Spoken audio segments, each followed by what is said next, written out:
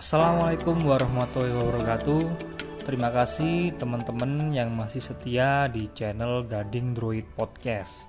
Semoga channel ini terus berkembang di tengah keterbatasan akan waktu, sumber daya, dan tenaga.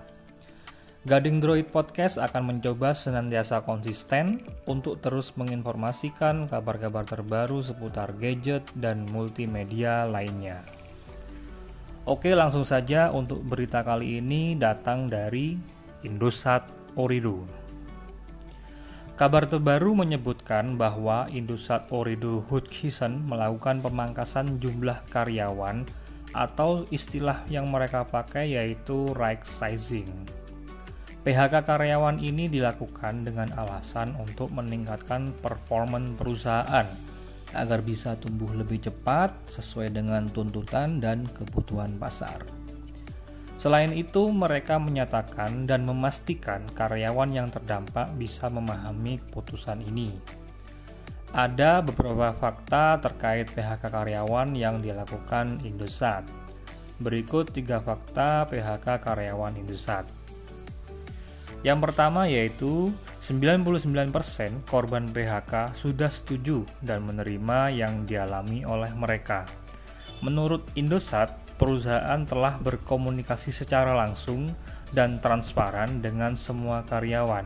Semua telah memahami perlunya bahwa perusahaan meningkatkan dan bertumbuh lebih cepat sesuai dengan tuntutan dan kebutuhan pasar saat ini. Yang kedua, kompensasi pesangon. Berkaitan dengan poin pertama tadi, kenapa karyawan bersedia untuk di-PHK ya? Karena ada kompensasi yang menarik bagi karyawan yang terdampak PHK tersebut. Indosat menawarkan kompensasi atau pesangon terhadap karyawan yang terkena PHK rata-rata 37 kali gaji, malah ada yang sampai 75 kali gaji. Menurut Indosat, kompensasi ini lebih tinggi dibanding ketentuan dari undang-undang yang berlaku. Nilai kompensasi segitu jumlahnya bisa miliaran rupiah. Rata-rata mencapai 1 miliar dan paling tinggi bisa mencapai 4,3 miliar. Yang ketiga, Indosat pernah PHK pada 2020. Kejadian PHK yang dilakukan Indosat bukan pertama kalinya. Sebelumnya, Indosat juga pernah melakukan PHK, tepatnya pada April 2020.